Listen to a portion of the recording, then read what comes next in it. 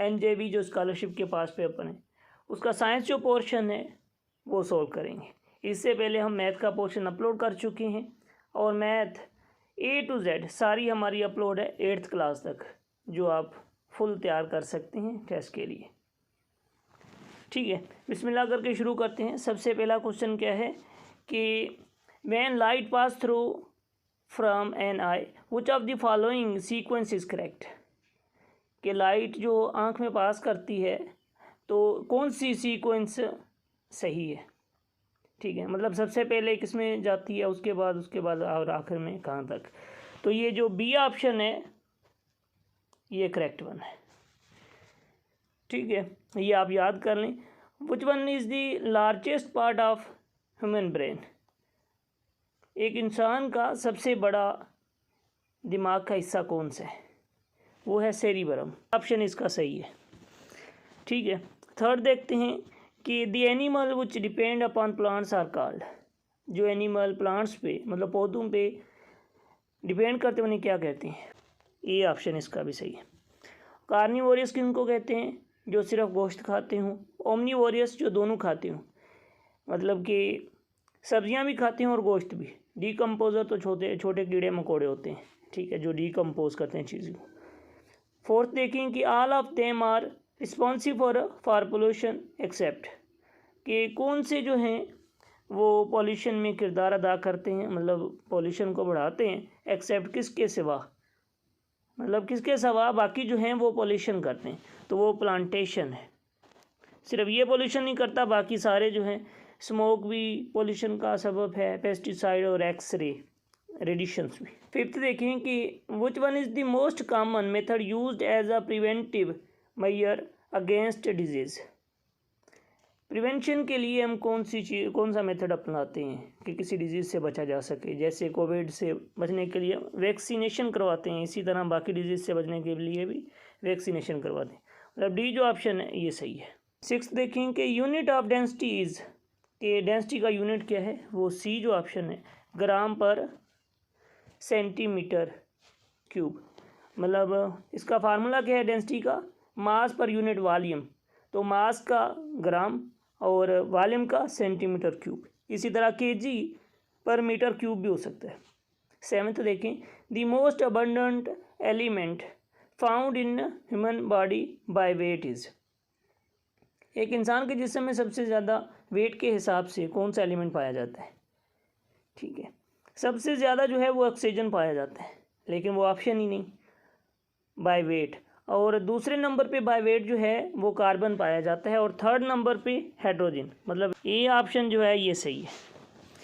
ठीक है, कार्बन है मतलब, बाकी अगर ऑक्सीजन होता तो हम ऑक्सीजन को क्लिक करते हैं। Which one is the used as fire extinguisher, आग को बुझाने के लिए कौन सी गैस इस्तेमाल की जाती है, कार्बन डाइऑक्साइड। सी ऑप्शन जो है ये सही है। ओके है। Ninth air is the mixture of gases, which gas is 21% by volume in air, सबसे ज़्यादा कौन सी है, नाइट्रोजन 78%, दूसरे नंबर पे ऑक्सीजन है जो कि 21% है। बी ऑप्शन है, बी जो ऑप्शन है ये सही है। The solution turns red litmus paper to blue litmus paper, that solution is classified as, वो सॉल्यूशन जो रेड लिटमस पेपर को ब्लू में कन्वर्ट कर दे वो सॉल्यूशन कौन सा है, बेसिक है, बेस है, साल्ट है या एसिडिक है। ठीक है, जो रेड को ब्लू में कन्वर्ट कर दे तो वो है base. 11th the chemical name of vinegar is, vinegar का केमिकल नेम क्या है, विनेगर माना सिरका। ठीक है, वो है ये ऑप्शन एसिटिक एसिड। ठीक है, अब 12वां करते हैं। Which one is not an example of compound, कौन सा कंपाउंड का एग्जाम्पल नहीं है। सोडियम क्लोराइड कंपाउंड है, वाटर भी कंपाउंड है, स्टीम भी वाटर से ही बना है, ये भी कंपाउंड है। एयर जो है ये कंपाउंड नहीं है, ये मिक्सचर है। तो डी जो ऑप्शन। 13वां देखें the substance which is composed of only one kind of atom is called, वो सब्सटेंस वो खालिश है जो एक किस्म के एटमों के से बनी हो उसे क्या कहते हैं, उसे एलिमेंट कहते हैं। ये जो ऑप्शन है ये सही है। Next which one is characterise as the pleasant sound, कि नीचे जो ऑप्शन दिए गए हैं इनमें से कौन सा साउंड जो है वो अच्छा लगता है। मशीन का साउंड नहीं, ये भी शोर है। हॉर्न ऑफ व्हीकल, हारन जो है वो तो बहुत तंग करते हैं। सिंगिंग बर्ड या इलेक्ट्रिक बेल, बाकी सभी जो हैं वो तंग करने वाले हैं, मतलब शोर है। तो सिंगिंग बर्ड जो है ये दिल को सही लगता है, मतलब ठीक साउंड है, तो इस पर क्लिक करेंगे। सी जो ऑप्शन है ये सही है। Next, sound can not travel through, आवाज़ किस में से ट्रेवल नहीं कर सकती, पार नहीं हो सकती। वैक्यूम से आवाज़ पार नहीं हो सकती। ठीक है। Next, the maximum distance cover by a vibrating body from its mean position is called. Next, how long does light take to reach the earth, सूरज से ज़मीन तक पहुंचने में कितना टाइम लगता है। 8 मिनट, 8 मिनट 17 सेकेंड वगैरह, लेकिन यहाँ ऑप्शन नहीं है, तो इस तरह 8 minute. The image formed by convex mirror is always, convex mirror से जो इमेज बनती है वो क्या होती है, वो होती है virtual, erect and smaller than object.